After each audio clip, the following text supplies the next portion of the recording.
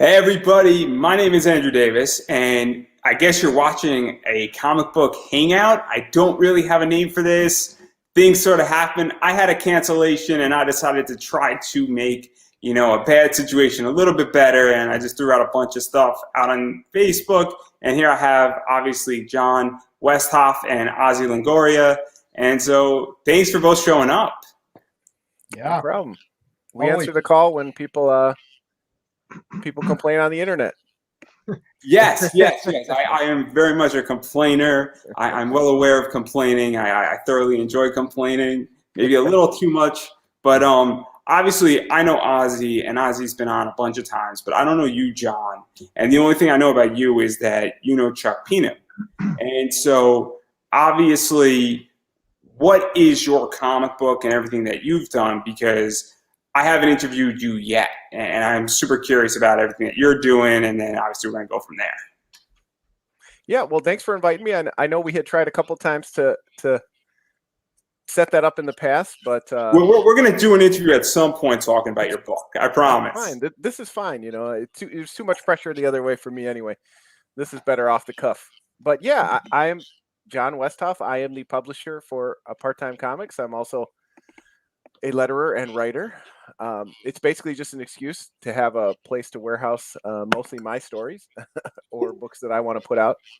But I've been publishing for about a little over a decade. I was previously with Kingbone Press, a buddy of mine in California. We started making comics together. He had a self-published imprint, Kingbone Press, and we kind of teamed up for about a decade, put out a ton of great books. But that kind of ran its course, and took some time off, and then wanted to come back and try something fresh, and that's what I started in. Unfortunately, started in 2020, and then started releasing books in 2021. So I picked just about the best time to make my triumphant comeback to comics. Yeah, no, I think it's super interesting, and we're going to talk a lot about that, and obviously talk about a little bit of your story, and then Ozzy, what is your quick introduction for those who forgot who you are? Well, which they should be ashamed of, might I add. No, I'm a comic book artist. I've been doing it for 22 years. I've been doing it for longer than that. I studied under Oscar Gonzalez Loyo. He's probably the most renowned artist in Latin America, I guess. He won he's the only Mexican who won the Eisner Award. Wow, I never knew that. And learn something new every day, right? Say what? You learn something new every day. Yeah. So he actually he started so many careers, like Humberto Ramos and many others, big time comic book artists. So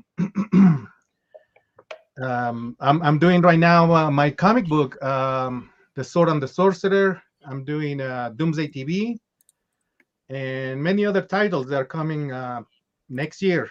So keep an eye on them. And I own Gemini Comics. They're gonna come under my own company. Finally, I'm gonna have a book under my own banner. Nice.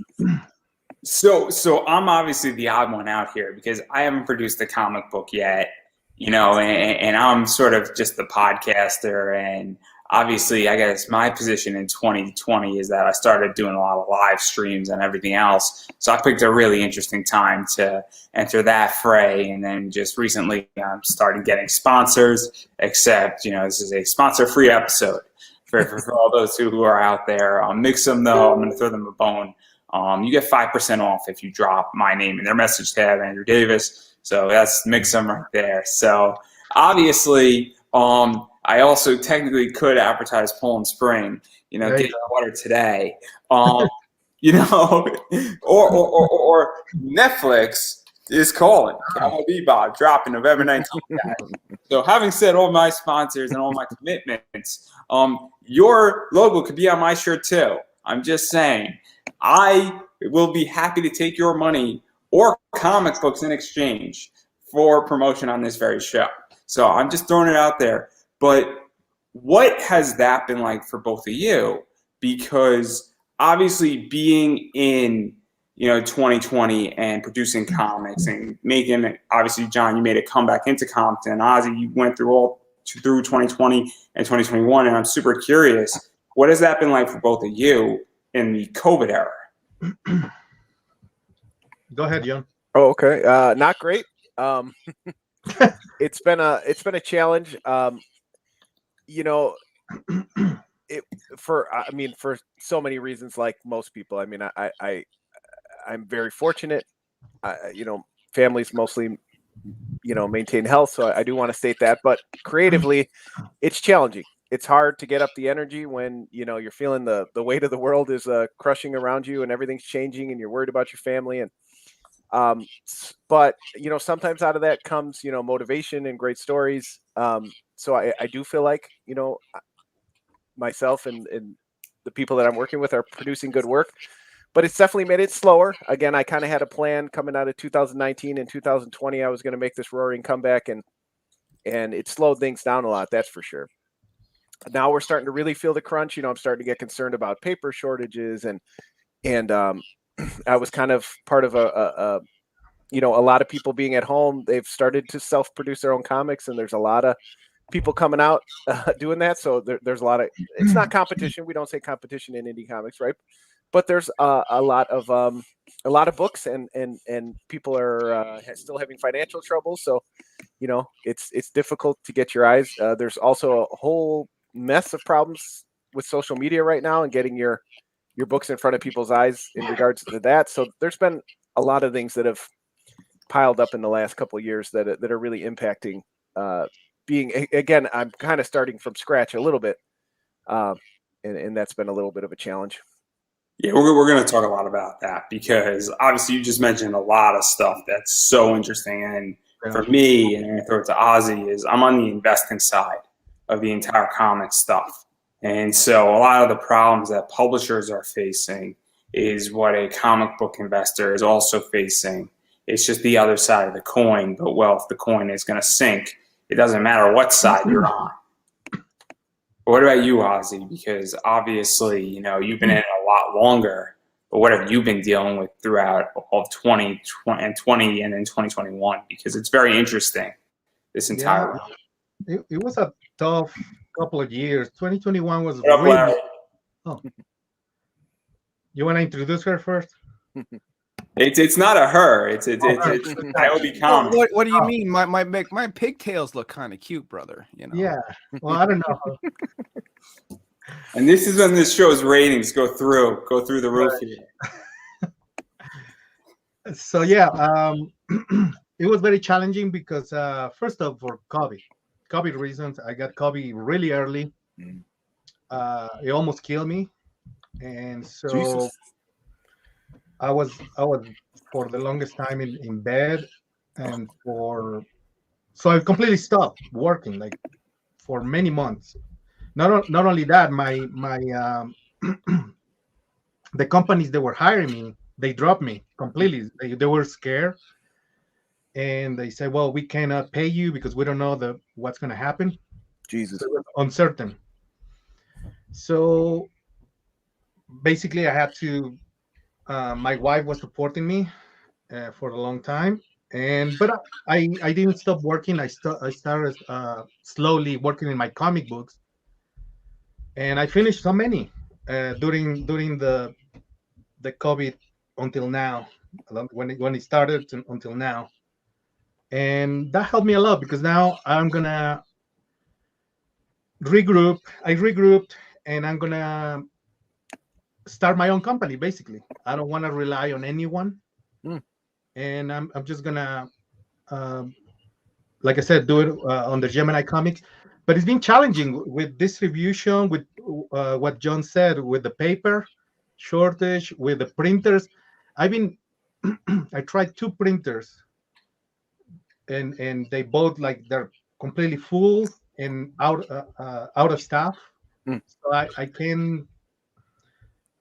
drop them. Basically, I say, well, I'm just gonna use another one that is more available, and that's also been challenging because it's more expensive now than a year ago. and that's always the problem. We need money, right, to publish the books. Sure. And the margins on comics are so small to begin with. And I don't know if you guys know, obviously, Niobe Comics, the entire Niobe series and everything. And Larry's been doing this for a long time now and is really doing some amazing work, on Kickstarter and even Indiegogo. And how do you feel about that, Larry, with everything that's going on with, margins being smaller and distribution and all that stuff? Because it is tricky to run a comic business, and things are tight. And obviously we were speaking about how COVID, in 2020 and 21 has affected you as a publisher and producing comics. Well, first of all, hello to the two gentlemen I have not yet the pleasure of meeting. What's going on, guys? Hello. What's your name? Yeah, I'm LP. I do the comic book Niobe. Andrew's right. We've been doing this now for about 7 years. Started from the ground and working our way up, to the point where we're actually at a position where Niobe sort of pays for itself and makes a little money. And, we're being published now by Antarctic Press. So we're on comic book shelves. So we're I'm living the dream a small bit. Let's put it that way. Enjoying it. But as far as paper shortages and supplies and stuff like that, I'll tell you, I did a video on my YouTube channel where I talked about how BCW, the company that makes all the bags and boards, right? That their products are now being flipped on eBay for triple the price because no one can get them anymore. And then BCW went ahead and subscribed to my YouTube channel and left comments, right? So it's amazing whose eye you're going to catch. As far as the paper shortage goes and printers, look, that's the reality we're in right now. I print with Comics Wellspring. I haven't had this discussion with them yet, but I'm sure it's coming. But basically, the way that I've understood it is that the paper's there. It's just that you got to wait in queue. You know what I mean? You got to wait till it's your turn, and you're probably going to be a few weeks behind on whatever it is you're doing. Eventually, you'll get there and you'll get your books out. But sometimes people want them done when they want them done. I understand that, I'm going to submit my book for print, and they're probably going to tell me that I'm going to have to wait, and I'm going to have to wait until it's my turn. Yeah, and certainly for somebody like me, I'm fortunate. It's not my livelihood. My wife and I both, have been able to work full time through all this, and yeah, we just have some of it is just adjusting your expectations, setting realistic expectations, not telling people you're going to deliver in January, when it's not going to be ready till March. So some of it's just about, adjusting. And also for those who don't know, and I know this because obviously Mixum is a sponsor of mine, and on this show or my other show, I don't know what we call this show now. But what wound up happening with, I think, Mixum is that 3 or 4 months ago, it was about $2,700 to print certain books, and that jumped up to $3,200, and that's with my 5% discount code. And so I know somebody who is having to pay $3,200 because they waited about 4 months. So there is a price increase, and I don't know if that's paper, I don't know if that's demand, I don't know the full extent of that, but there's obviously something going on where shortages to some degree have cost more money and are making things more expensive, or they're saying, hey, we're at full capacity now and we can just charge this because we have more demand than we can fulfill, and this is the time we need to make money when we weren't making money, and they're trying to balance out their P&L. I do know for a fact, I work in a company that uses lots of printers, and toner is a big problem too. So yeah, but you're right. I mean, sometimes that's going to happen too, supply and demand.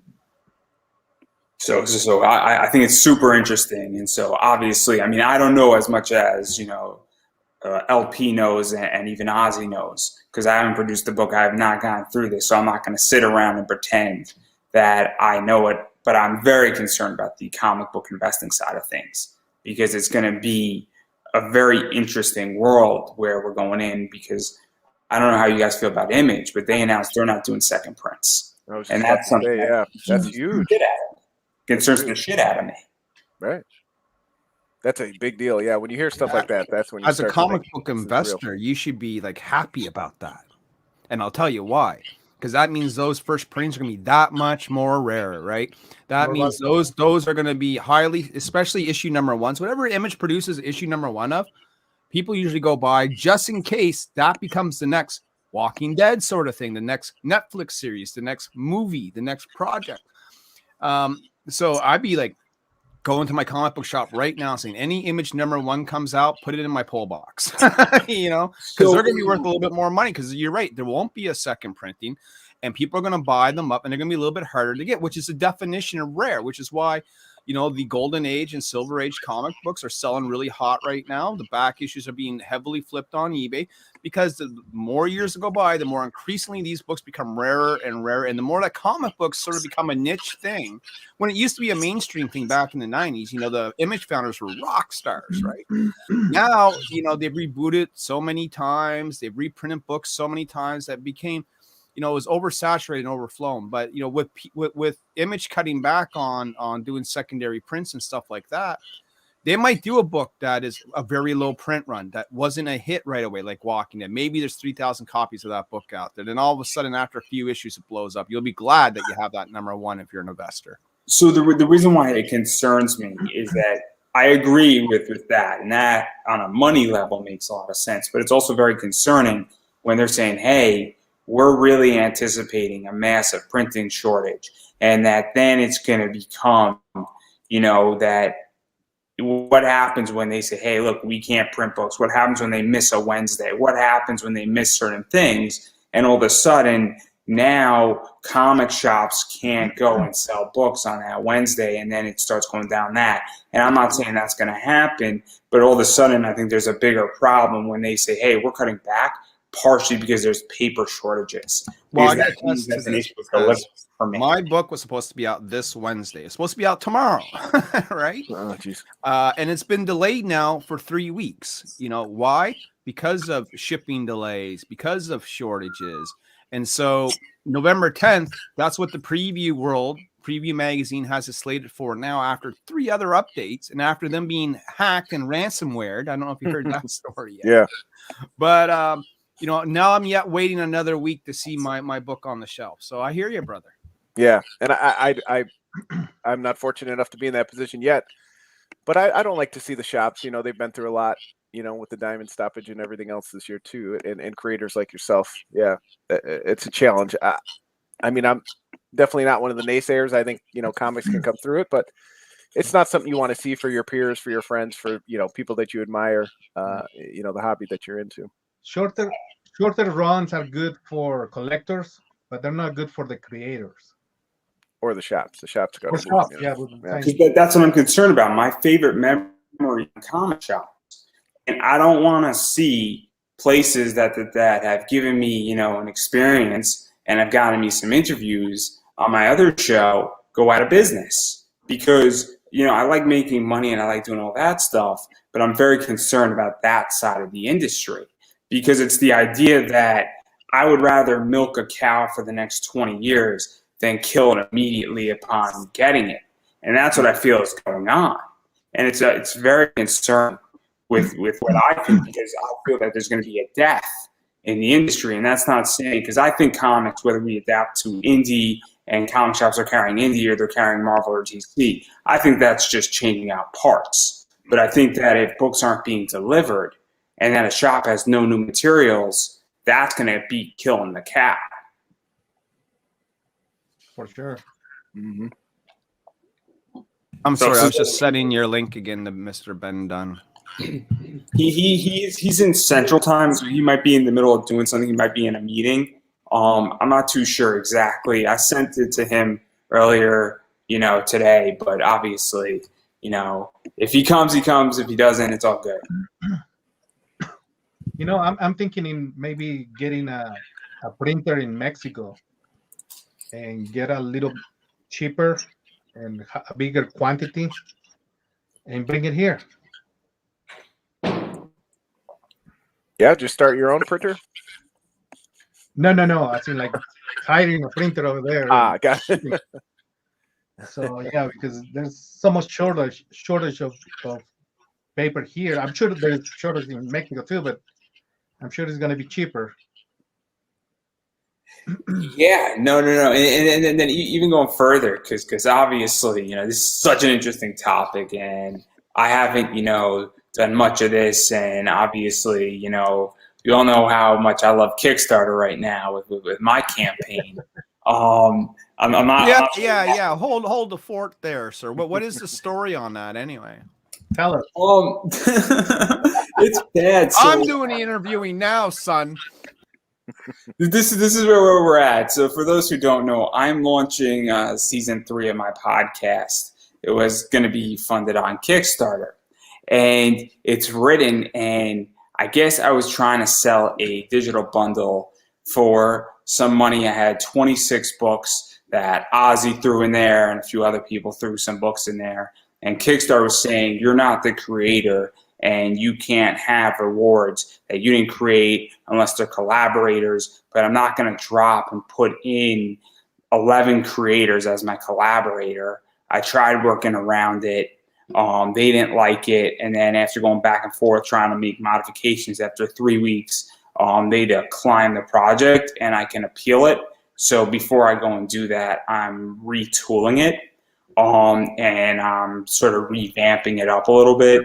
And it's just been a very, very long battle. And just on the marketing side, the whole point of the digital bundle was a marketing ploy, because my rewards are definitely geared more towards a B2B position versus a consumer direct position. And I had a very different marketing plan. And so now I'm thinking about doing a metal card and a postcard and maybe a few little cheap, I guess, rewards that might get me over the hump and might help with the marketing. But I have to go back from a marketing standpoint as well as a Kickstarter structural standpoint. And it is a very, very frustrating circumstance. So I'll tell you in regards to that, because I'm surprised you ran into that problem. Because on so our am I. Kickstarter, we offered digital books that came from other creators. I mean, we had 47 Furious Tales on the last Niobe Kickstarter, as like, hey, here's, a bonus for everyone, just, for backing. And they didn't seem to have any problem with that. But I'll tell you this. Here's sort of the trick of it, though. We didn't put that in until after the project was approved. Somebody else brought this up to me recently, and I thought, I was talking and Andrew's probably in the group, the Indie Comics Conspiracy group, about making a bundle, like buying their books from them so that I could sell them, through my, kind of trade some books around. And they mentioned that might be an issue. I've rarely ever done that, but I've never had an issue. Most of the time, though, I do offer it as a stretch goal. So maybe that's different. I guess you're not actually offering it. I'm not offering it as a stretch goal. I'm also in a different category where I'm in podcasting on Kickstarter. True. So that could also be the issue. Who's reviewing it? You put it under comics and no one will even look at it. So I don't really know, but I'm retooling and I'm figuring it out. But it's been a very disheartening and frustrating position, because I spent like a good 15 hours writing the copy for the Kickstarter and doing graphics and sort of laying groundwork with certain people, and it's just very, very defeating. And then I was doing this all before I just started, my new job, and so now I have less time, and all I want to do is I just want to market it, where I want to not have a technical problem. I want to market it, and I want to market it efficiently, and I have a network ready for deployment, for lack of a better word.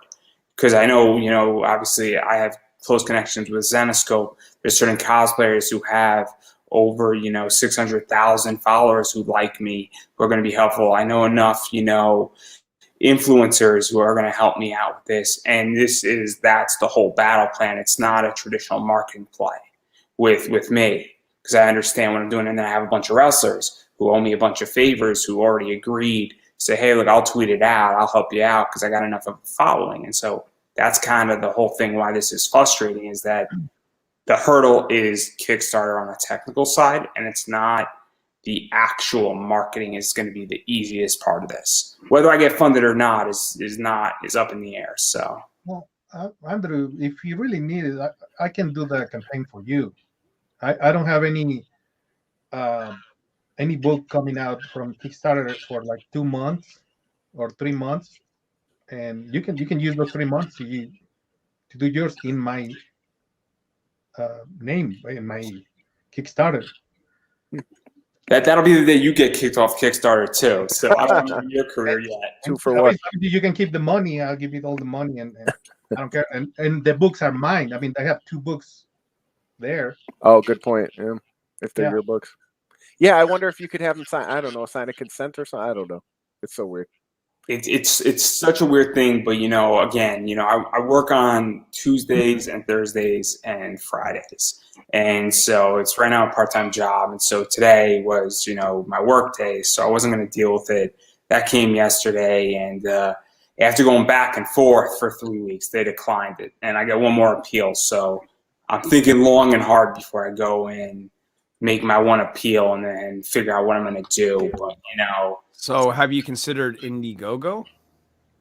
I'm not opposed to it, but I don't know if I'm going to run into the exact same problem on Indiegogo. And that's No, Indiegogo is a lot more relaxed. It's like the Wild West. Brother. You know what I mean?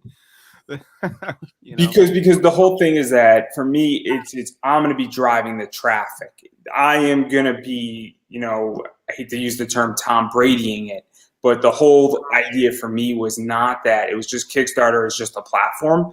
If somebody came up with, John's crowdfunding, I would go on that too. It doesn't matter to me as long as it doesn't look shady, because I don't play politics. Whoever's going to make this work for me is where I'm going to go. Well, you'll have an easier time on Indiegogo. They won't even bat an eye at that. Yeah, so that's what's going on with me, and so apparently this is a thing now that if you do certain things on Kickstarter, I don't know if it's just me. I don't want to make any statements, but if obviously that was coming up in a group where they're going to start cracking down on selling digital bundles, well, it happened to me, and I mean it could just be that they're randomly flagging people because I know that happens, but. I think it's because they were for sale though. Like when we did it, we were giving them away. That's the thing too. I think also is that I'm clearly selling it, and that's where it gets tricky. So, well, I'll be interested to see how it works out. I've only been flagged once because we were doing a mini convention and we were selling alcoholic drink package. That's not allowed. We had to remove that. But otherwise, I feel like, things get approved pretty quick, and I don't get a ton of feedback from Kickstarter. But maybe the comics reviewing crew is different than the podcast wing. I don't know. Yeah, I got to say, I never had a problem with them either. One time we were sort of delayed, getting approved just because they were, backlogged with projects. But after that, as soon as I would submit a project, snap the finger, 30 seconds later, we were approved, It's almost like an automatic approval. You know what I mean? They denied me and said, "Hey, just take this out," and within a day.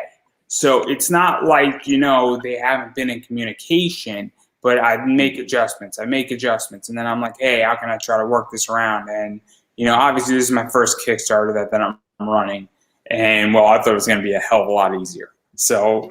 When they not approve you though, right? Did they not give you a reason for why it was not approved? They gave me their rule list, which it doesn't help me in any which way. It says you can't do this. They didn't particularly say it's because of this digital bundle. They then, after about 3 or 4 responses, they said, "Hey, you can't produce a reward created by somebody else." Okay, then you got to take it out, dude. That's your answer. I mean, that's what it is, and then also, it is. I'm like selling, live read space and guest space, and then I'm also, selling a, build your variant type thing that I'm doing, and then also I'm concerned about one of my stretch goals now because we're doing comic book theater, and I'm wondering if that's going to get flagged. So it's like, but they didn't give that to me until I started really pushing back, and then when they started doing it, it's just whatever. But I think if I was giving it away as a stretch goal, they wouldn't have a problem. Yeah, right.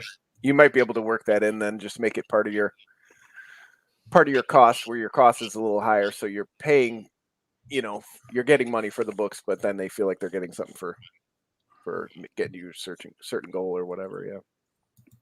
So that's what's going on with me, and again though, I'm just taking a few days off from it because very defeating. And also before I start making my appeal, and fixing it, I'm sort of doing some other stuff, and I'm gonna do, a postcard that I'm gonna send out for like a $5 thing, which is, relatively cheap. And Sam Quinnan made that recommendation to me, and I think it's a good one because some people like just a personalized thank you note.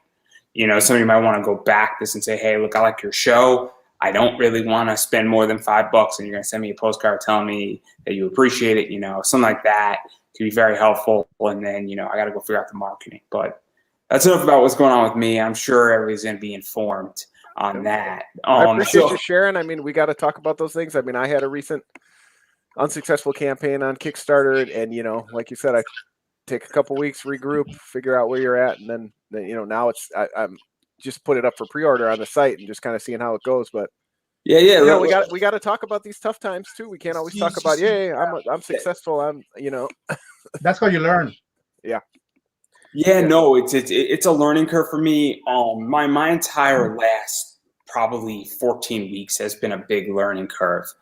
Between sponsorships and also figuring out guests, and obviously cancellations are always a thing. And I just want to whine and bitch about it because it's a little bit annoying when somebody, you got like 6 hours till you're about to go and you got to go figure out how to find people.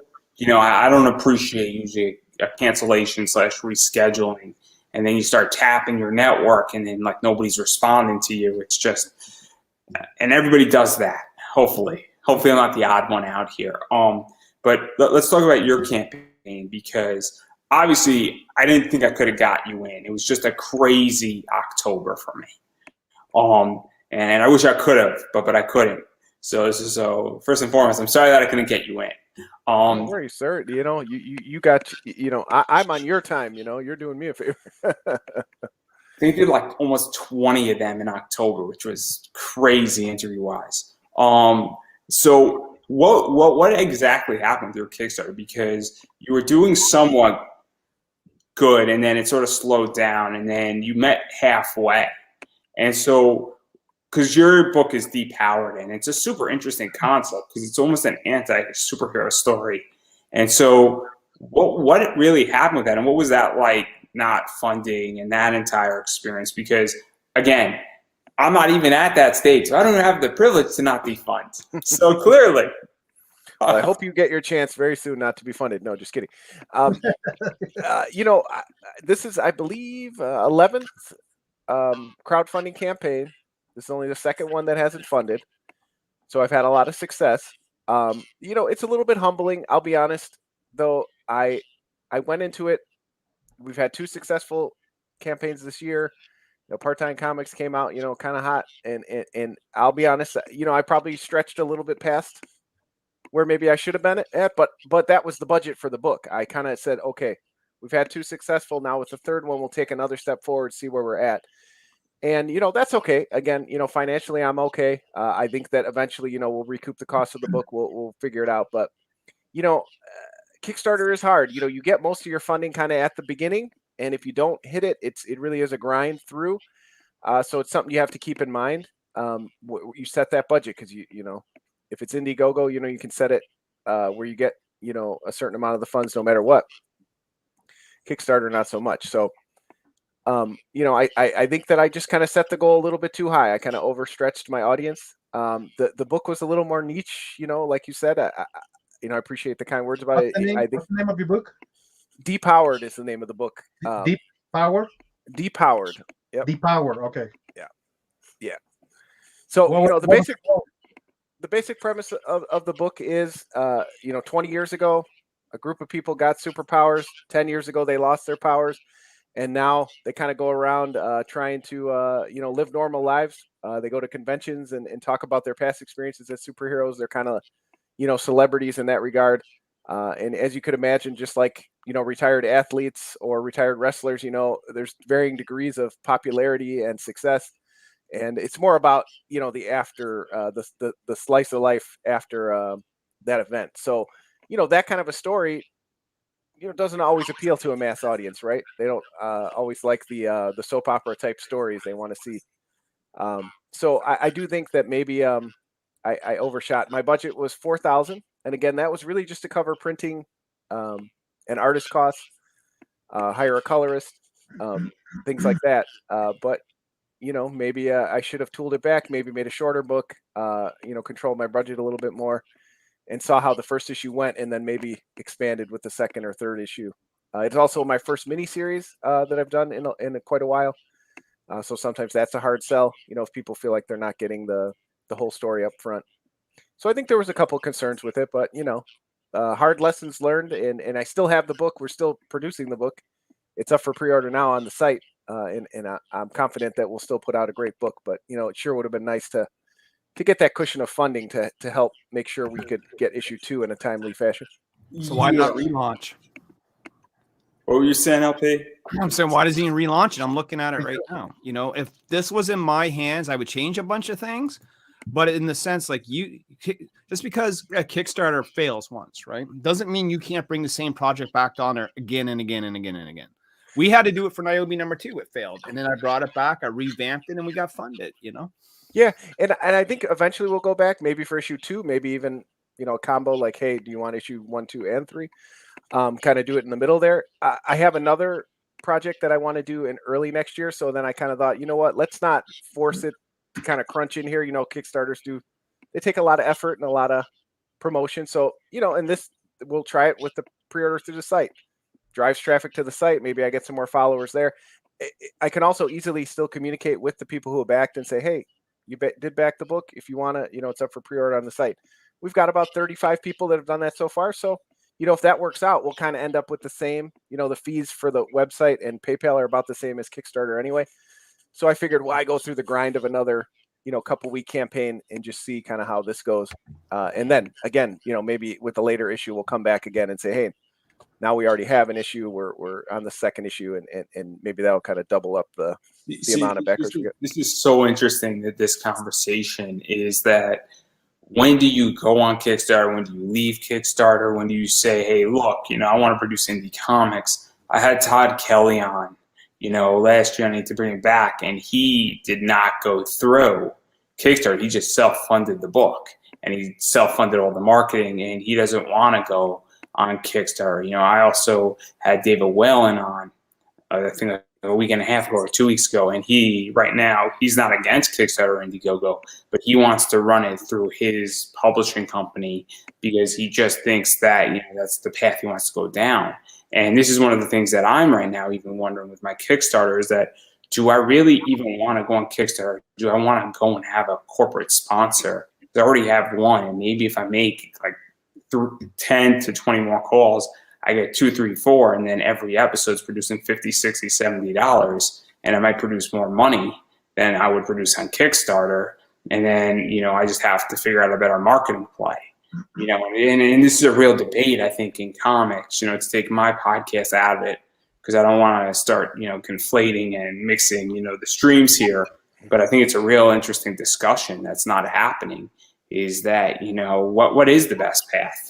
And I think it's different for everybody. I would imagine it has to be. I'd be interested in what the other guys say, because I feel like I don't get a lot of excitement, and we get a lot of backers on Kickstarter. Again, I've had many successful campaigns, but when I put books up for pre-order, it doesn't get as much hype. It's something about the excitement. So for me, I wonder what the other guys' experience are.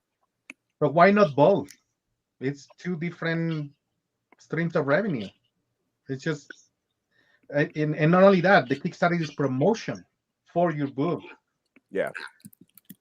I do feel like I get a lot of casual backers on Kickstarter, guys, people I don't know who've backed, hundreds of other books and browse on there a lot. So it does have value. I mean, you're giving away 9% ish of your funds, but it is a marketing tool. It is free advertising. So maybe the answer is somewhere in between. Maybe you do a couple thousand on Kickstarter and you do pre-orders to your core group of fans. Maybe that's where my screen, Andrew.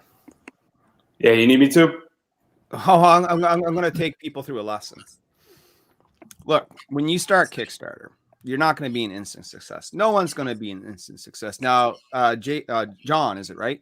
I love your concept, by the way. Depowered sounds awesome. Superheroes that eventually lose their powers and they have to sort of deal with. It sounds like a reverse Astro City in a lot of ways. It sounds really cool. I never heard of a story like that before, and that's kind of what you want. When we did Niobe back in 2015, we did a measly a measly 2302 Canadian, which is about 1900 US. Okay. A lot of people would have said that's a failure, but to me, doing a little black and white comic book at the time, that was awesome. That was like, oh my God, I was able to make a comic book. And even though it cost a lot of money out of my pocket, because I didn't realize at the time that was our very first Kickstarter, that's how it was going to be.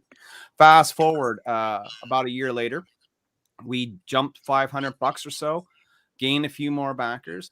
Fast forward another year, later on that year, we did from 2,700 to 3,800, gained a few more backers. Did the issue 4, went from 3,800 to 4,200, gained a few more backers. Avani, which was a one-shot, she didn't quite do as well as number 4, but we gained a few more backers, and it was still 3,700. And then we took a break. After this, we switched up our art team. We went from black and white into color. We got a couple of hot variant cover artists on our book, like a Paul Green, people like that. Then we did 72.55 with 210 backers. We didn't do last year Niobe Birthright number 2, 16,000 with 374 backers, and then our latest campaign did 24,000 with 400 backers. This, ladies and gentlemen, is a grind. You have to put in the work. You have to keep improving. You have to keep leveling up if you want to be successful on Kickstarter. And I'll tell you this, Kickstarter is one of the best promotional tools you'll ever use. Ozzy said, why not both? Why not everything you can dip your hands into? When we finish our Kickstarters, we go straight to Indiegogo. Plus I have my eBay store. Plus I have my Gumroad store. Plus people just hit me up on the side and, hey, how can I get your book? Can I just PayPal you some money? However it is that you got to do your business, that's how you got to go do your business, folks. It's like that. And then we get our newest one that I'm still plotting out right now, which is going to be Niobi Outbreak. And I guarantee you it's going to do better than this.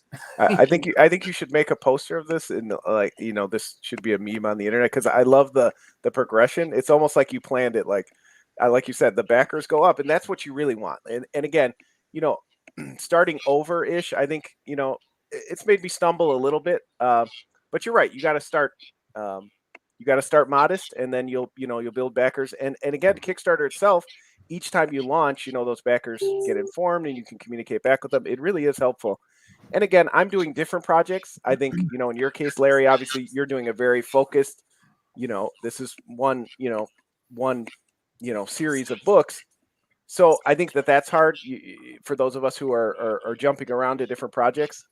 We have to take that into consideration, because with, Child Possession Services was our first book this year. We did almost $3,000 and 155 backers. A lot of them were previous backers from, the time when I was with Kingbone Press, and that's great. But I think I kind of overestimated how many of them would cross over into, even though I was still writing the book, it's a different book. We have some similar artists. So maybe my issue too is that I do need to maybe focus in on one project for a while, build that audience up, and then see. There's a lot of ways you can go at it, but really, I love the progression of it. Presentation is everything too, though. I mean, when I looked at Depowered, my first problem was there wasn't enough pages on there. Mm-hmm. I mean, there's like 1 or 2 pages you had on there. We didn't really get a clear look at the covers. You know what I mean? I appreciate that. Yeah. I definitely rushed before I had enough art. That's true. I started seeing the end of the year coming and thinking about what I had to do next year and tried to push it in, and that's very fair. I appreciate that. Put your pages in big and bold like this, preview pages, and then slap down a bunch of pages. Not a bunch, but not enough to give away everything, but enough that people can go through and go, okay, this is what it is. Yeah. This looks like something I want to buy. This isn't something I want to buy. You do the rule, like Max DeVille does it, where he does the first 7 pages. Yeah, Max does the first 7. I just put in a few things that I think look cool. That's cool too. And I only had 7 pages done of the book, and again, I should have listened to that inner Larry and said, slow down, John. You need more art. You need to have this book. And again, I started to sweat the budget a little bit and try to recoup my costs and just kind of jumped the gun. Because it's very interesting, because I mean, Kickstarter now offers add-ons, and you should be taking advantage of that too. I mean, add-ons is probably about 1/3 of our sales. You know what I mean? People 40, 50 people added on this cover right here from Paul Green. I mean, I'm not shocked. It's a gorgeous cover, you know. Oh, it's 40, 56 people added on the first printing of Niobe. By the way, we unlocked all these stretch goals. I just didn't put the little locks down. But add-ons. Doing collaborations. You know, we did collaboration with CB Zane and Scorpiana for Scorpiana #3. This was a trading card that we offered. If you back both projects, you got the trading card. People were all over that, you know. That's awesome. You know, your bookmarks, your stickers, whatever it is you got to do. And this here was like when I was telling you, Andrew, like we put in, you know, a digital copy of someone else's work. Sam gave me permission to use it. We threw it in there. Kickstarter never said boo. You know what I mean? It could very well be that you know, this might just be that they're now cracking down. It could also be that because we weren't selling it. Yeah, That's your problem. You're trying to sell work that's not yours. Yeah. Even though you got permission, you know, they're telling you can't do that. Yeah. Yep. You could just say it's free if you back at this level or whatever. And then it never hurts too. And show people how you're shipping. Right? Tell people you're using Gemini mailers because people get worried about that. They don't want damaged books in the mail. Yeah, that's true. And what I like to do is show people who tweet out their stuff when they get their packages that, hey, yeah, we're guys that deliver. We deliver exactly what we're saying we're going to deliver, and everything comes in great shape. And look, people are happy to get it, man. You know, and this one of the things that's super helpful, and I've seen this done on a bunch of Kickstarters, is that what people do is that they'll actually include videos of people unboxing their thing. And what they'll say to certain people, say, hey, you know, take a video of unboxing something. And I'm going to bring somebody in. So what up, Sam? What up, guys? Speak of the devil, and he will come. Andrew, it's like I sent the link to my boys, you know. I try to send this link to as many people as possible. But I'm actually trying to run it. so it's fun. I'm going to move Sam up here because I want Sam to be up here. Sam deserves to be next to my elf. Sam is above you, sir. Sam, no. Sam's above me. Now Sam's above me. There you go. Sam, what's going on, man? What's saying? I like how Larry just takes over my show. Just welcome to Rebel Comics. We're here live, LIVE live, with Samuel L. Quinton III, super spy extraordinaire, 47 Furious Tales, Reign of Ages, Dungeons and Dames fame. Sam, take it away. I just got done getting my little girl to bed, man. I'm glad to be here. Hope everyone's healthy and whole, and having a good night, making indie comics and cool RPG stuff. Ozzy, good to meet you. John, good to see you. Yeah. I mean, we all learned about my Kickstarter tonight, so that was fun. That's all we've talked about the whole But it's time. also, like John said, it was educational. You know, someone else might be putting together something similar, and you know, they can learn from what happened with you. Maybe they may have to readjust their strategy as well, you know. Yeah, definitely. Which that, you know, and the idea, and I think one of the biggest takeaway from me that I've learned is that what I'm now figuring out is that I'm retooling stuff. And I'm sort of backing out, and I'm going to try to figure something out. And then also, I mean, I learned how to do a bunch of graphics and a bunch of other stuff because that's a whole different ballgame, and I'm not good at most of this stuff. So obviously, it's a whole tricky thing. And then I've got another person, Coffee. Hello. Coffee and I actually worked together once. I don't know if Coffee remembers. I remember. There you go. It's been a while since you and me spoke. Yeah, it's been 2 years. Give me 2 seconds. no worries. But at one point, we were, you know, thinking about making Niobe a manga, and that's what Coffee sort of specializes in. And so at one point, we brought on Coffee to draw some pages, which I still have, by the way. In fact, I can probably bring up some of Coffee's work here, and we can show it. But yes. This is Larry taking over my show. I'm sorry, Andrew. He's good at that. You gave him a window.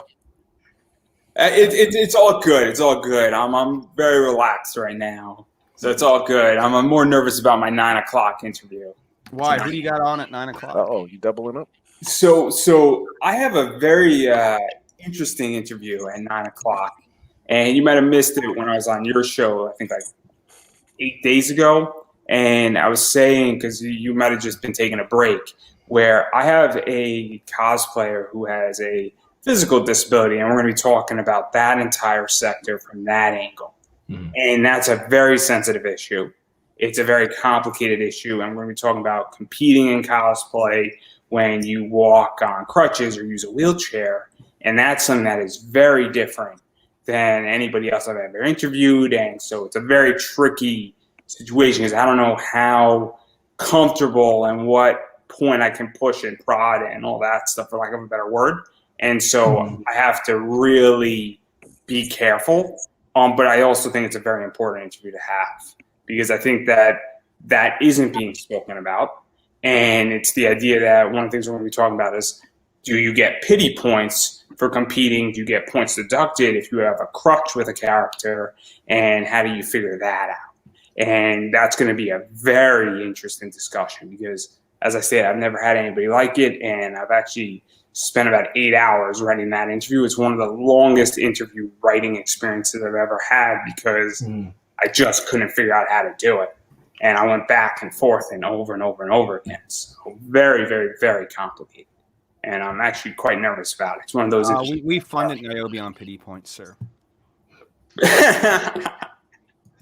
And here's the thing about crowdfunding campaigns, always learning something from them. I mean, I have 14 successful campaigns and 6 that have failed in a span of a little over 4 years. Okay.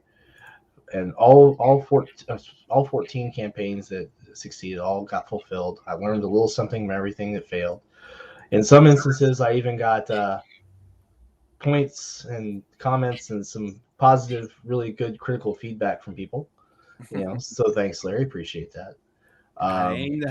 Anything that someone else notices that maybe you missed, always good to have someone to check stuff on that. So don't let failed crowdfunding campaigns get to you. I mean, take a moment, take a breath, because I did 37 interviews in 29 days, and and we still didn't fund. But I took about 4 days to recover and rest that whole post-campaign, exhale moment. And then we're getting ready for Snopa Omnibus. And we got Reign of Ages in January. We've got a relaunch of 47 Furious Tales 3 in March. We've got Necroholic in April. And we got 6 comics next year, at least. So, I mean, it's a huge deal. Plus 3 RPG books next year.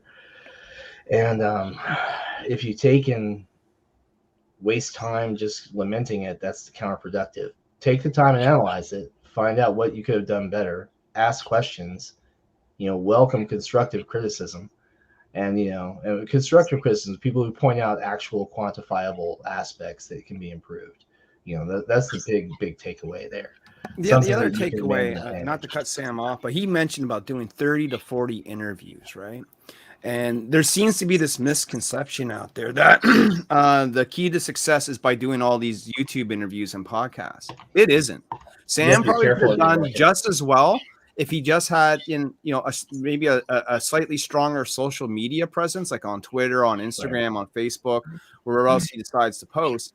Because I'm going to be completely honest with you. Unless if you're a huge channel, you got hundreds of people watching. Generally speaking, we broadcast to about maybe 10 to 20 people at any given time. A lot of times the audience is shared. They've already seen it. Sometimes they're not, and I'm not saying don't do it. I mean, if you get an extra backer because you happen to jump on my show, Andrew's show, whatever, that's a bonus, right? But I wouldn't put all your eggs in that basket, man. And you definitely have to get outside your comfort zone too. You have to make sure you're hitting different audiences. So what I think people don't understand, and this is marketing 101, there are 2 types of traffic.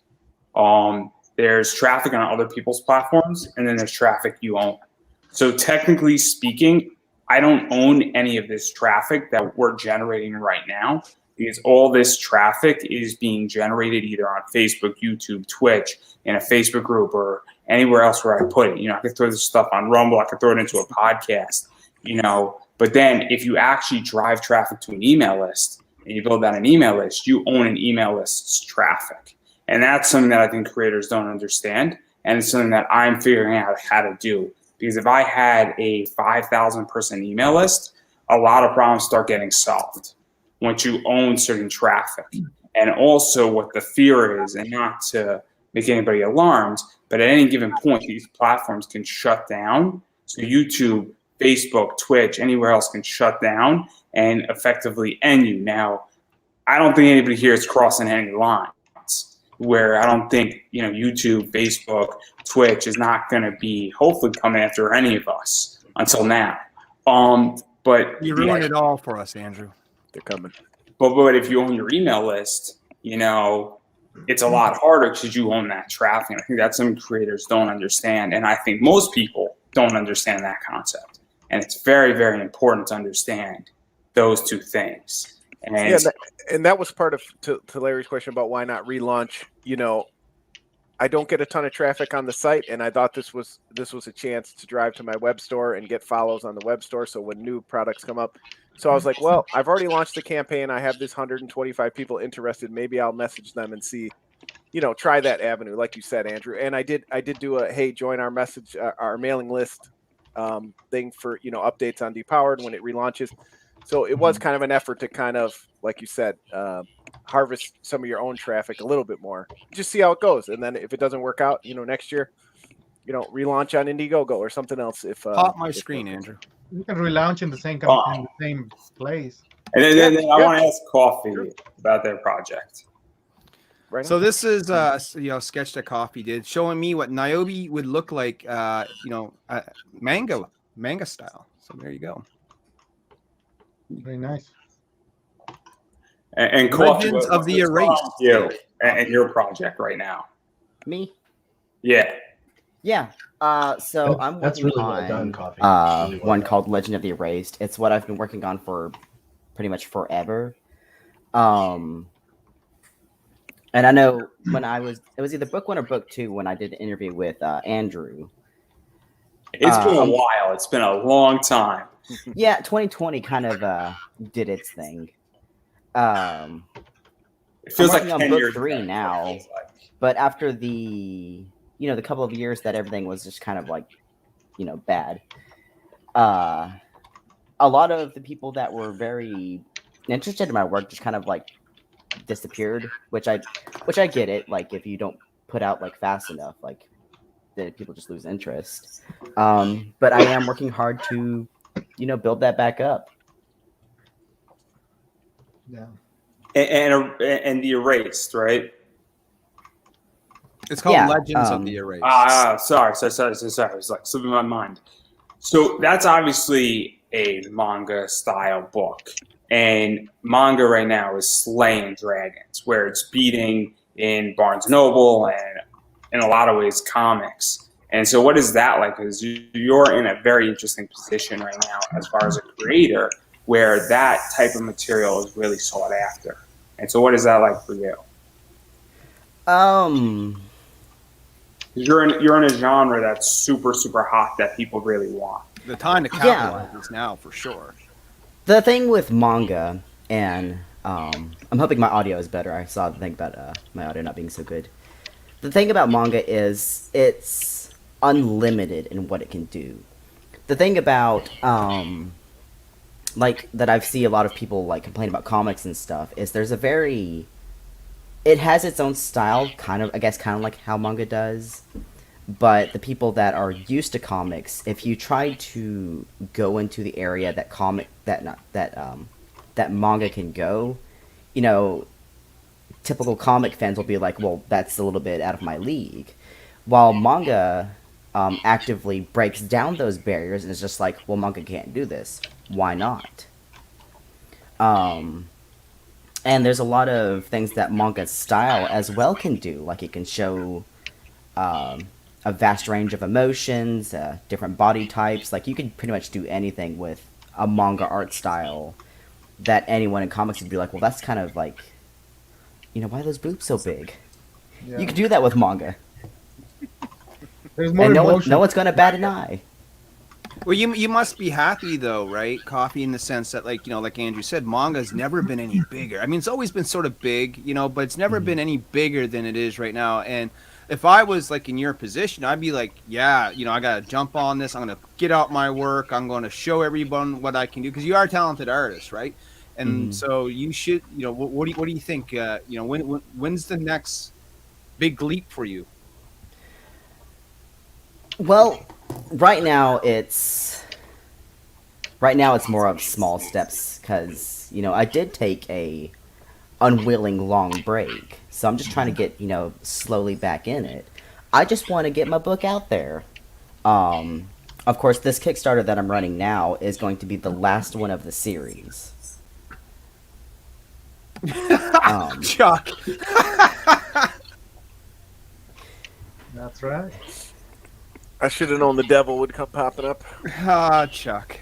So you mentioned said Kickstarter. Are you I have currently so many things I can say. I can't Are you talk currently about crowdfunding right now, Coffee? Yes, I am. So where's the link? Let's get the link out there, Andrew. Yeah. Private message me so you can throw it on there. And the 5:05 is right on schedule. Sorry if you can hear the train in the background.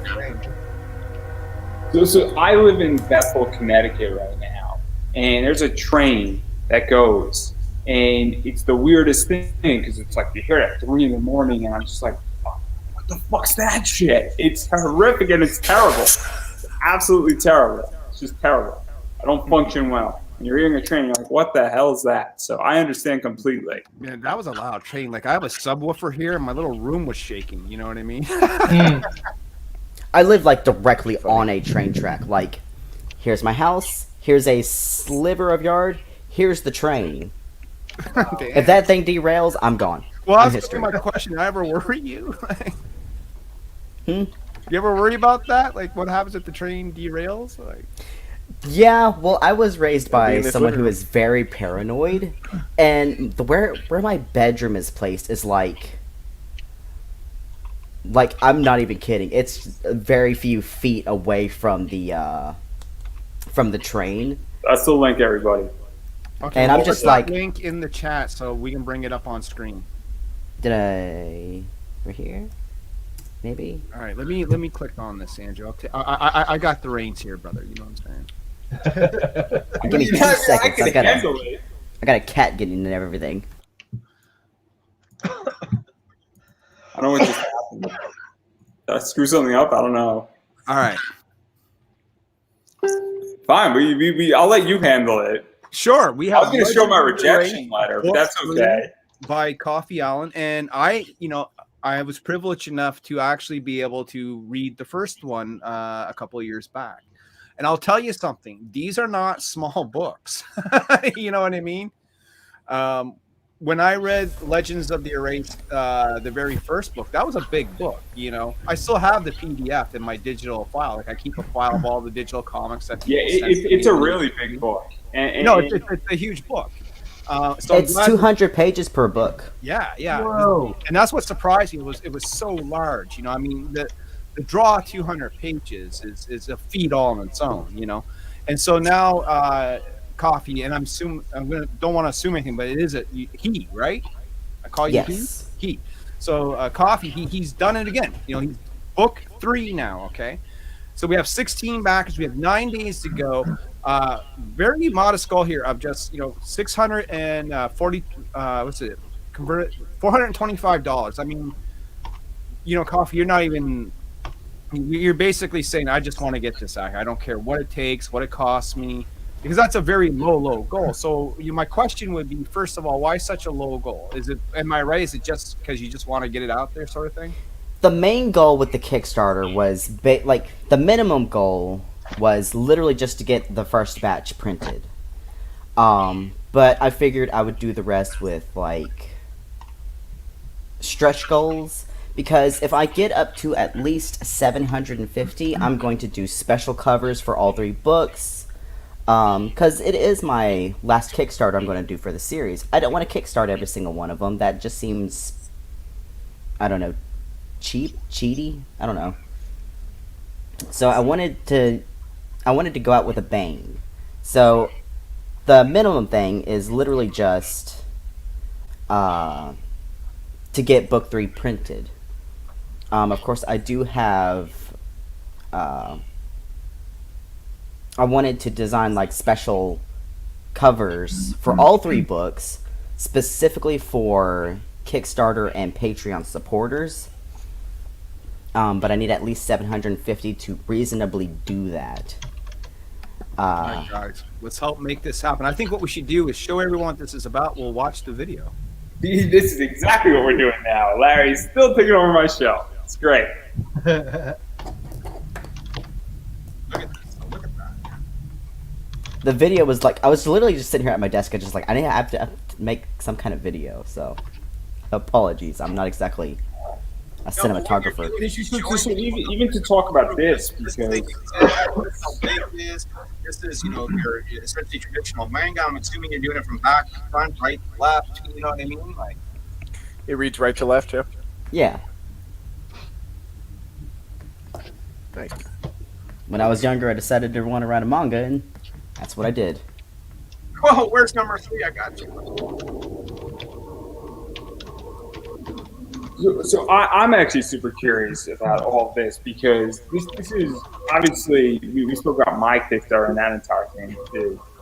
Whatever it's going to be, I got to go figure out how to solve it. And after speaking to everybody in this chat on my show, and I've learned so much in the last hour and 5 minutes or so.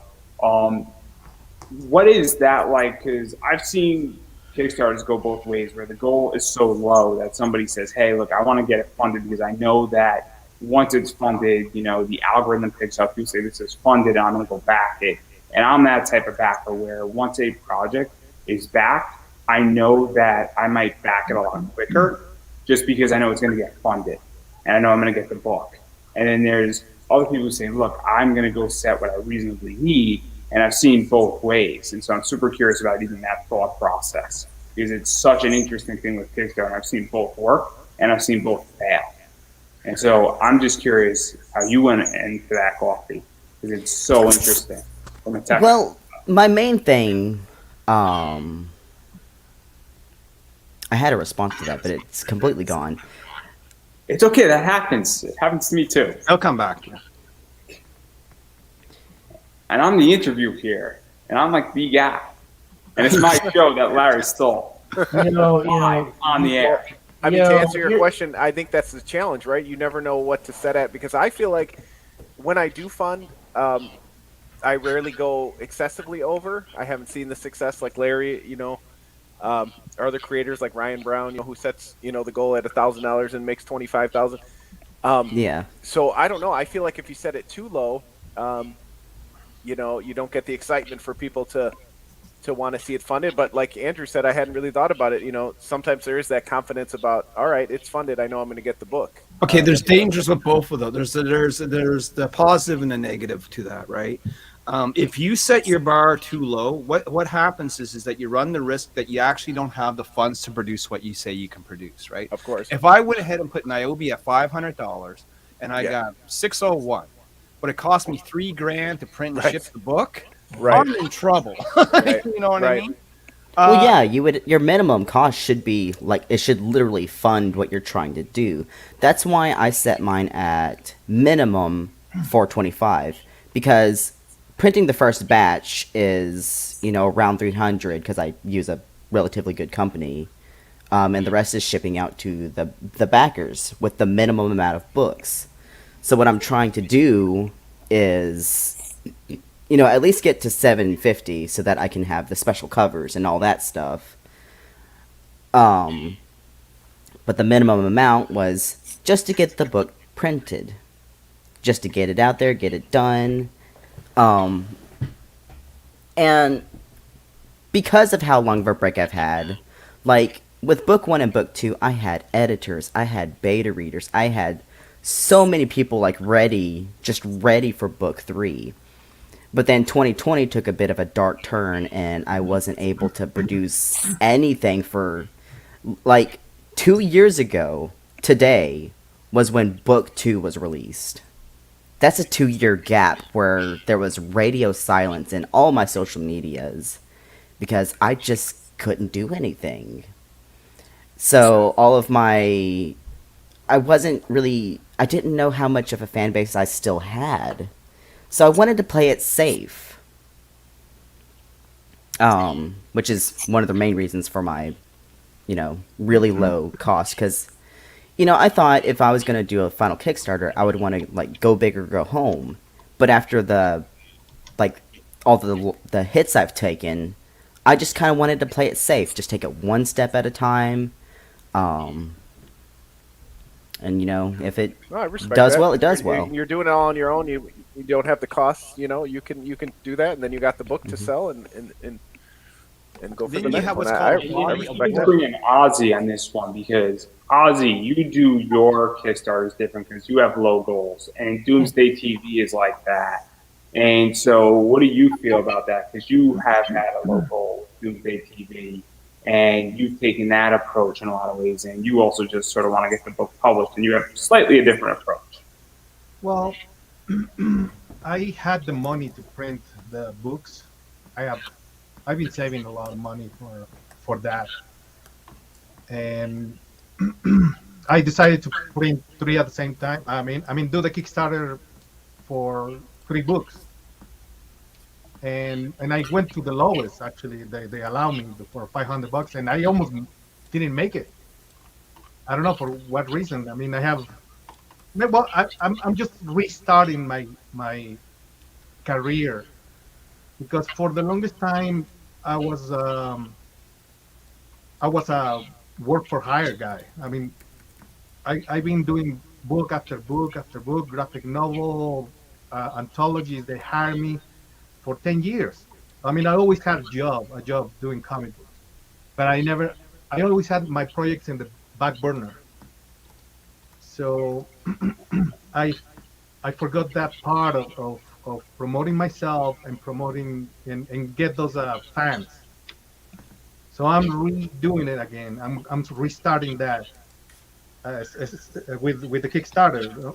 I'm starting from the lowest to I'm gonna do a little more and more and more, collecting more fans and readers, and that is my plan actually. Next year I'm gonna publish probably 10, 12 books.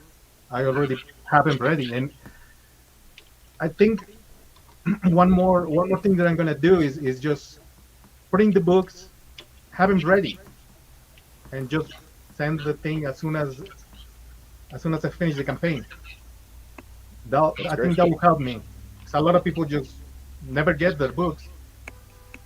Yeah, I think that's a good way to do it. That'll start building confidence in you delivering right away. And Yeah. I know If I you're like it when a able book to comes do right that, away. there should be absolutely no reason. One of the biggest mistakes I see people make in Kickstarter is they launch too early, you know. Yep. And Oh yeah, I know that feeling. the general rule of thumb, and this is different for everyone, but usually, about 75% of the project ideally should be done before you even consider launching the book. When we did Niobe, the last one, pretty much paid everything out of pocket, and then any profit I make off of Kickstarter essentially just pays me back for what I already spent. Not everyone has the money to do that, though. That's sort of the thing, right? Some people are literally fly by night. They got to get this money to pay the artist. If they don't have this money, the book never happens, and so they launch early, and it's a sink or swim sort of situation. Yeah. Yes, I know that feeling too. But that's why you have to plan ahead, right? You gotta save your money little by little, and the same way you do your art, like one page at a time. You gotta save and have a plan. Because I have around 14 books finished and three You're a series. machine. I'm a hoarder of comic books, and but I've been putting them aside. Because I've been having so much. I've been having a job doing comic books for other people, Mhm. and I'm So actually you're an artist. I would love to see your style. You know what I mean? yeah, for sure. Um, you want to see the campaign? I want to see how well you can draw. Let me get right to the point. I want to see how well you can draw the ladies. The ladies. He's trying to recruit you. Yep. I'm Well, going to pull it up. I can I'll send pull you it some. up. I'll pull it up. Oh, Andrew, are you still on this show? Yeah, Who's this guy, man? I'm still on my show. Of course, I'm still on my show. how Thanks did for we not helping get out, rid buddy. of Andrew yet? I actually have to be here. I'm working hard, and it's Hardly working. one thing at a time. You're trying to make it all work. Hardly working. That too. Just getting it pulled up. Let me show you what Ozzy's done. I got it. Fine. Fine. Is the sword and the sorcerer? Is that what I'm looking at? Yeah. Okay. I don't think there's a couple of ladies there, but I'm not sure if that's gonna show. This looks like quite the campaign you got here, brother. Yeah. Unfortunately, no money.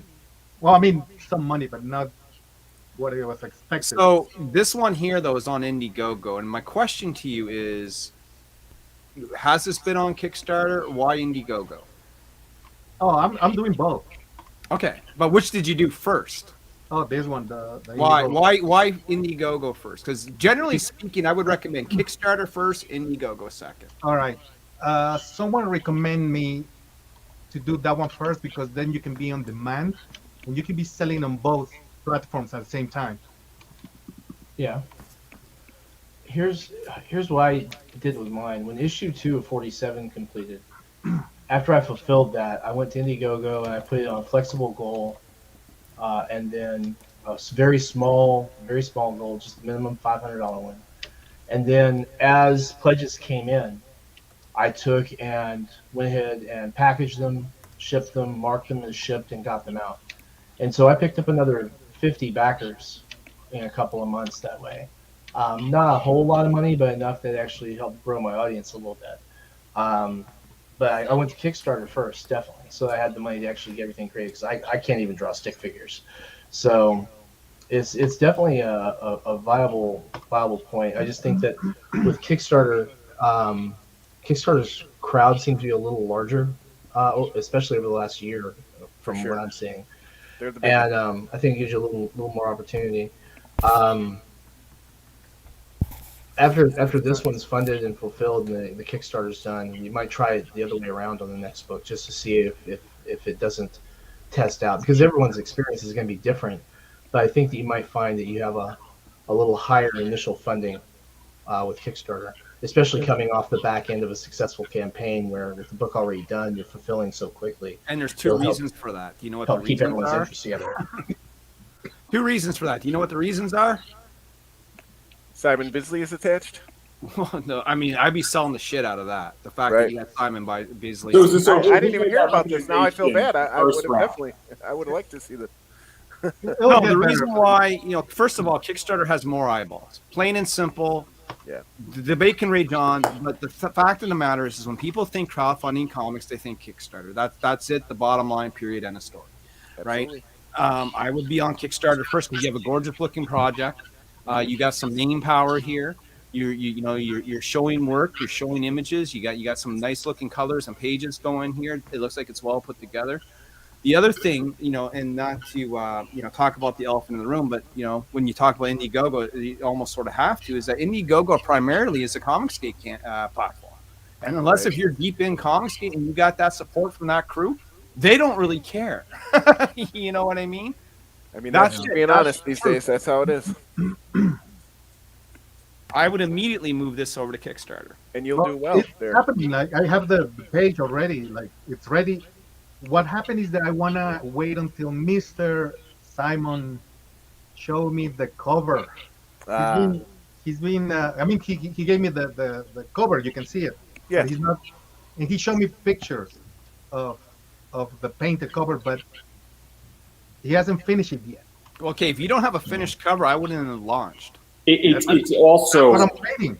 so for those who don't know, me and Ozzy spoke about this, where obviously there's not to go too much into detail, No, for sure. but obviously I said to Ozzy, there are going to be people who love Simon Basley, and are going to want to back this project as their assigned basically comic cover collector.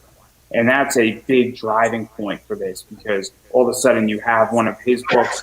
Simon doesn't do, indie books per se, and this is definitely an indie comic book, and it's a whole marketing point.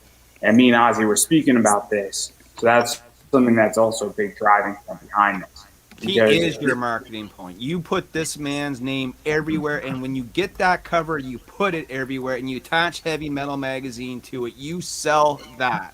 You know what I mean? Yeah. Not only that, it's an IP of a movie, a cult movie. Yeah. No, I think true. this will do well. But See, me and Ozzy have got through this, guys. We are so far ahead. All right, you're I'm on. not Okay. even in this project. So there you go. No, I know you guys got it together, and we appreciate you inviting us all on to talk about these things tonight. Andrew, you got to throw these links in your chat, though, in your YouTube chat, too. Hey, if people send me the links, I'll throw them in. I got no They're in there. problem. I see Ozzy's link right in the private chat. Yeah. I've been a little distracted. Let me give you the page for this. I mean, it's basically the continuation of the movie, like a sequel of the movie that never was. Nice. We made it. We created the story that happens just after the movie. And we I can announce that we are doing a couple more anthologies and an adaptation of the movie. So there's a we're also trying to get a big name for a cover too, another big name. Bigger than wow. Well, I like how Jessica I didn't say bigger. put me off. I didn't say bigger because Simon is, to me, is one of the top 5 probably, and I don't think I can get. The only reason we got him is because he loved the movie. And Hey man, that's great. Yeah, I was going to ask you, how did you come across that? That's amazing. Oh, we just asked. There you go. It's amazing what happens when you just ask people if they want to be a part of something. The worst that they can say is no or sort of not answer you. That is true. That is true, because we asked the Hildebrand brothers, and that right there, it was about money. Sure. They're about 5K. Can't blame them, right? Yeah. And but we're gonna publish this anyway. It doesn't matter if we make or not make the money in Kickstarter. We're gonna put it on distribution too. We're gonna sell it. That's my partner right there. He's actually the one who started the whole thing.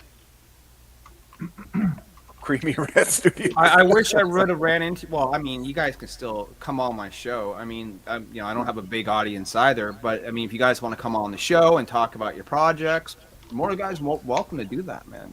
Any money is.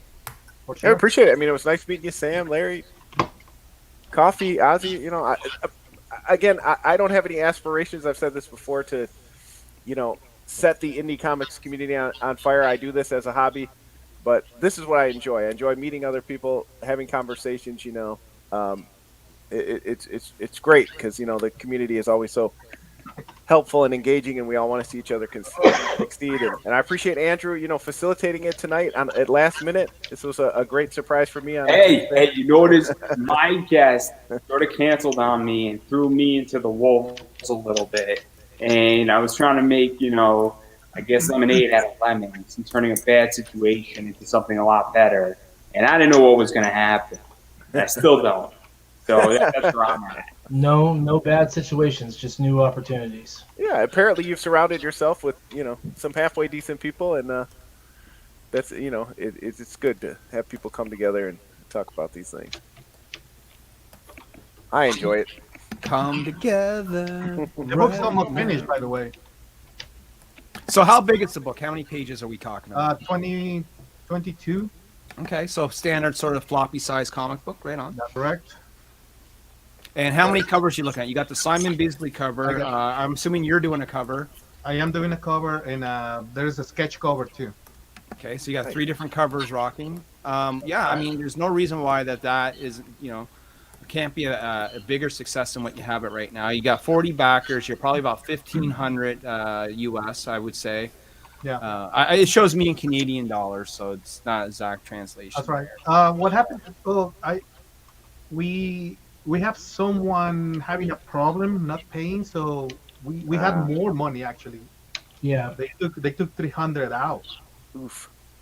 Well, that's what we call a refund. That's a refund, yeah. That stinks. So that's sort of the problem too, is that you can never count your chickens before they hatch, whether it's Kickstarter or Indiegogo. That money, you can't count on it until it's in your bank account. Once it's in your bank account, then okay, cool. You know what you got to work with. And Particularly with Kickstarter, since it doesn't actually clear their accounts until after weeks, the right? campaign 14 is days, done. yeah. Yep. It's very complicated, and I don't have that problem yet because my project is not approved. Hey, Andrew, you want a sneak peek at something I haven't shown a soul yet? There's the 606 coming by. Oh, do you hear the train again? Right on schedule, brother. The Sorry. 606 is back. Sorry, keeps us on schedule. This is the day my career ends. You call this a career? Shots fired. Oh, I'm just being mean. Andrew knows that we love him. I'm going to show you a brand new character that was just designed by Fern Court of Mary Machine Gun fame today. That she's so new that I don't even got a name for her yet. The Blossom of Brazil. No. Go ahead, Andrew. Click on my screen. Sorry. One sec. That's all right. I can direct traffic. Boom. There we go. There you go. So, like I said, I haven't even named her yet, but basically, beautiful job by Fern Court over at Mary Machine Gun fame. He did the line work and the colors. She's her power set is basically, think Frozen or Iceman. Basically cold power set. But we got more. We got Kissa, who's going to be another new character appearing in Niobe. Basically, cat girl with some enhanced technology to help her along the way. And we got Cinder, who is basically the opposite of the cold one. Basically, our fire chick. It's going to be awesome. She's going to light things up. She's going to burn it down. You know what I mean?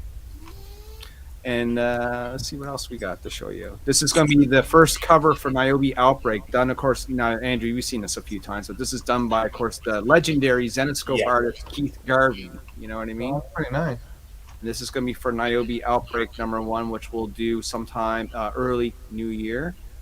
And then for Indiegogo, because we always do an Indiegogo campaign. They're always sort of secondary campaigns because we don't make as much on Indiegogo. But every time we do an Indiegogo campaign, we like to do a cover just for them. So this is the exclusive Indiegogo cover for Niobe Origins. This was done by Greg Bo Watson and colored by Dan the Man Overa.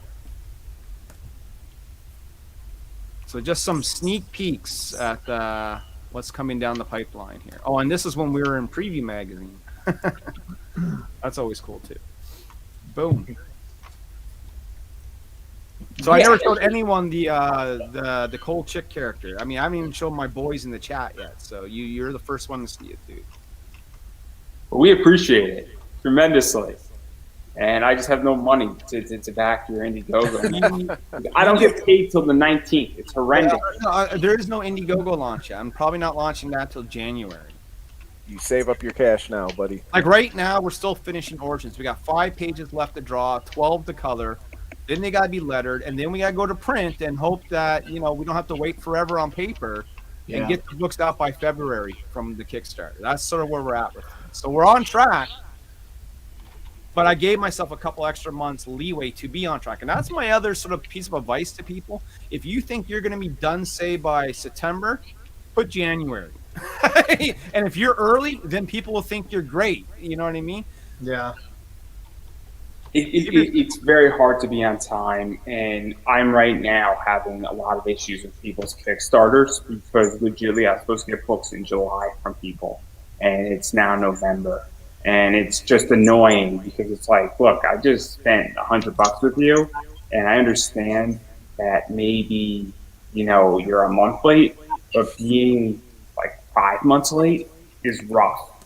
And I don't think it's okay. And then they ran another campaign, and I'm like, You know, Oh, that's bad. Yeah, don't run the second campaign. No, you Yeah. should never do a campaign until you sort of fulfill the first. And I've seen people do that, Oh, no. and you deserve sort of every criticism you get when you do that. I mean, your boy Zach has infamously done that. He's had like 4 campaigns on the go and didn't fulfill one of them at that point in time. Now he's starting to fulfill now because I saw someone get the Expendables the other day, and that project was like a year late. You know what I'm saying? So try to be on time. Stuff happens, right? Paper shortages, COVID, maybe something goes on in your life and you have to, maybe there's a medical emergency, whatever the case may be. We're a forgiving lot, but if you are going to be late, make sure you go on your Kickstarter Indiegogo and you update your backers and give some transparency and let people know what's going on, right? If you are going to be late, try not to be late, but if you are going to be late, be forthcoming with it. Most people are understandable. Yeah. If you're going to be late, at least explain to your audience why. Yeah, that just happened to me actually for Doomsday TV.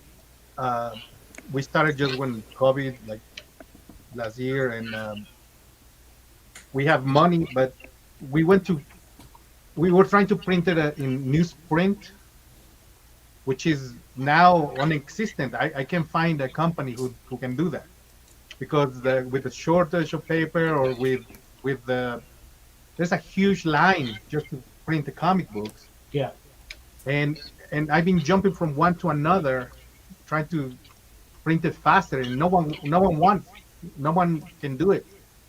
So what I'm gonna do is just print it in premium paper or whatever regular paper. Ozzy, I'm gonna let you finish, but I do want to give John an opportunity because he's got to peace out.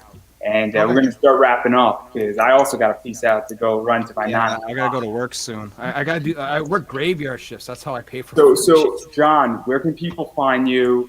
Where can people buy the book? And when can we expect this to be coming back on Kickstarter as requested by LP? So look for it mid next year, probably when issue 2 launches. Right now, it's up at Part Time Comics with an X, parttimecomics.storenb.com. I appreciate it. Sorry to rush everybody. I got little kids coming in and out. I got to run too. So demanding their father's attention. so this is what it is, guys, right there. Thanks a lot. And for you this too, was great. in the comments.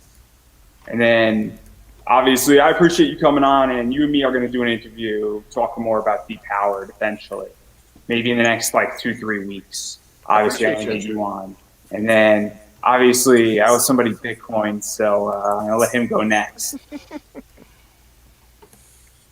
Well, I want my Bitcoin. I'm waiting patiently. But in Connecticut, it's not that far, so I'll see my Bitcoin or I'll see you soon. But all that aside, coffee. Campaign looks good. I'm looking forward to my copy. I just put it out on the Sinopa channels, so hopefully get you some more traffic. Well, thank you. There. That's how it's done, son. So look forward to actually getting on to Indiegogo, taking a look at your project, Ozzy, see what's going on. Looking forward to that, man. And then January, we're actually going to see a lot of really cool campaigns. I'll tell you this too, just from me, I tend to get more invested in those comics that I'm reading that are actually coming out pretty regularly. So like Niobe, of course, Max Bout and Neo Tokyo. I'm just dying for the next issue of that. Mary Machine Gun, Mike Shea and Miskatonic High, of course, Madeline Holly Rossing and Boston Metaphysical Society. And that regular cadence, getting those books out and showing people that you can do that really helps to grow confidence in your brand. So keep that in mind. And I hope we'll see you guys come out in January for, actually right now for Human Hunters with Max DeVille is on Kickstarter right now too. So he's coming on next week. So that's okay. People can pledge today. It's cool. Max will take the money and you'll get a great absolutely. Comic. Oh no, I'm not saying don't pledge. Please pledge today. I'm just saying that if you want to know more about it, we're gonna have a really in-depth discussion. Yeah, definitely, because he's got some great people on that book, and the pages that he's shared have looked really fantastic.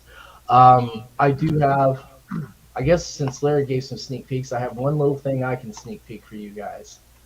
Let me go ahead and get it pulled up real quick. Sorry about the wait. But I think that you guys are going to enjoy this one. as soon as I can get it to load. Man, sorry about the wait, guys. Here, we got a clip for it, Sam. Okay. Yeah. Soundboard. World premiere. World premiere. All right. Premiere. So some of the boys have seen this already. We've shared it out a little bit. But this is our... Get this in front of me. Whoa. Let's read Sam's private messages. Yeah, let's do that, why don't we? Yep. Because, of course, right now, everything in God's green earth is trying to spawn in my freaking communications, right? Because that's exactly what we want to see. There we go. Got all the dirt. So this is our Virgin cover by Nick Capone for Reign of Ages issue 1. We're going to have that available in January along with our standard cover by Aisha Golsanev, showing off Nick's color talent and line art. He's the interior artist as well and the co-creator on this project. We will be releasing Reign of Ages quarterly for the foreseeable future. We expect to have a full 4 books out for this title next year. Boom. That's pretty good. And then obviously coffee. What do you want to promote? Me? Yep. What I'm working on? Yeah. Like, I can't do it. It's too complicated. My arrows. I'm not good at this. But continue. Yeah, I have very little time when I get home from work. So as soon as I get home, I'm... Hang on. Is it showing? Not yet. No, Andrew's not sharing your stuff yet. Oh, sorry. I was putting up your website. There we go. Yeah. So as soon as I get home, if I'm at my desk at all, it's what I'm working on. So. And obviously the Kickstarter is up. So those can obviously back it. Please back it. Obviously it looks awesome. And if you're a manga fight, it's perfect for you. I would give Larry now a chance to promote, but Larry's been promoting the entire thing and he's taking my show, and I'm very upset. You love it. Where's my Bitcoin?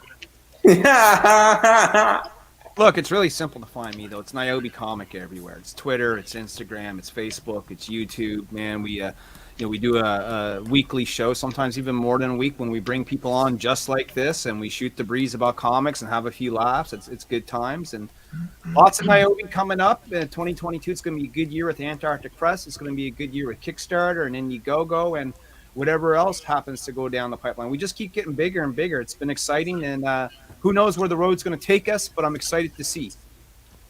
And then exciting comics this week, right? It's supposed to be tomorrow, but it's delayed yet another week. Oh, no. And then at some point, just so everybody knows, coffee's going to be on as well at some point in the next few weeks, hopefully. So Hopefully. We'll make it work. And then, Ozzy, what do you got? I didn't mention you already. My memory's short. I can show you some pages of the new pages for the Sword and the Sorcerer. Wait. You gotta share. The share button. Do you have to accept it, or what? You just hit the share? I don't know how to explain it. I'm really bad at explaining this. It didn't appear yet. Once it appears, we'll be good to go. And then maybe I'll share my declined Kickstarter approval, which I'm going to make into a metal card and sell it. Okay. Now, see, that's turning lemons into lemonade right there.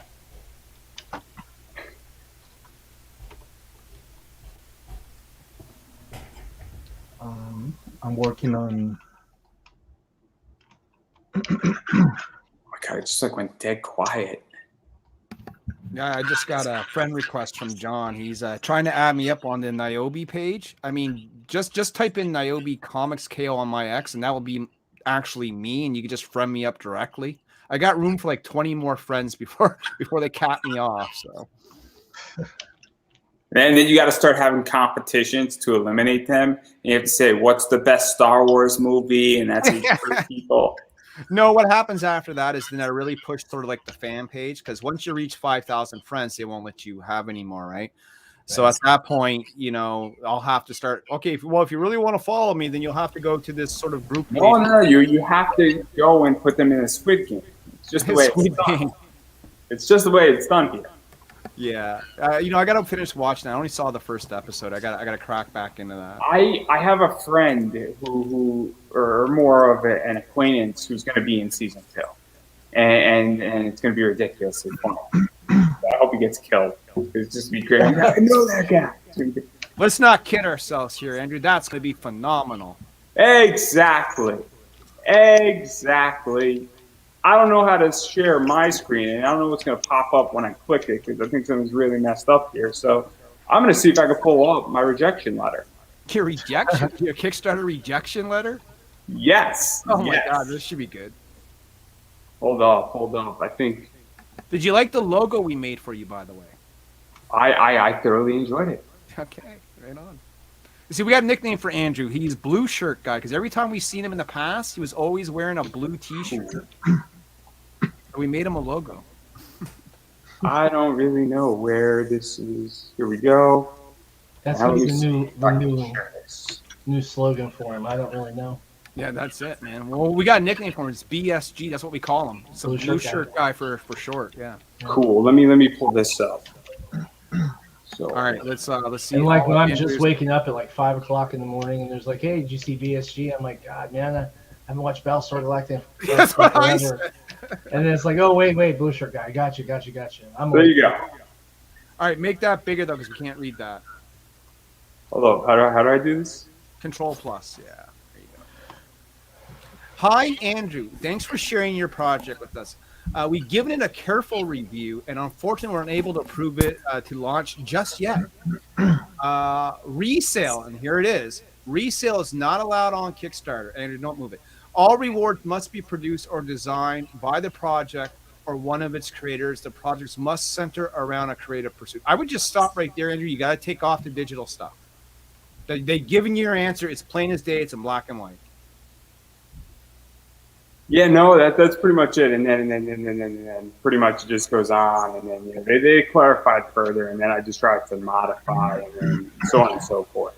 Just stop selling the digital bundle. Either give it away for free or don't have it in there at all. I'm sure they'll approve you. And then add it later. Yeah, sneak it in later if you got to. You know what I mean? Yeah, I hope, but I'm going to turn it into a metal card. And I'm just going to turn it right into a metal card and sell it as a metal card. And it's going to be great. Don't do that. Tell us why, Sam. The Kickstarter logo is on that, and you don't want to be in violation of their trademark. Fair enough. Okay. You could cover the logo with something else. Put a different, make your own logo, cover it over, and then take and add some other, like personal scribbles on there. Dear Andrew, BSG. We regret to inform you, tell y'all, that your campaign ain't going nowhere. Ain't happening. And then you make it into like a funny parody, and that's how you do it. You gotta get rid of their logo, man. You can't do that.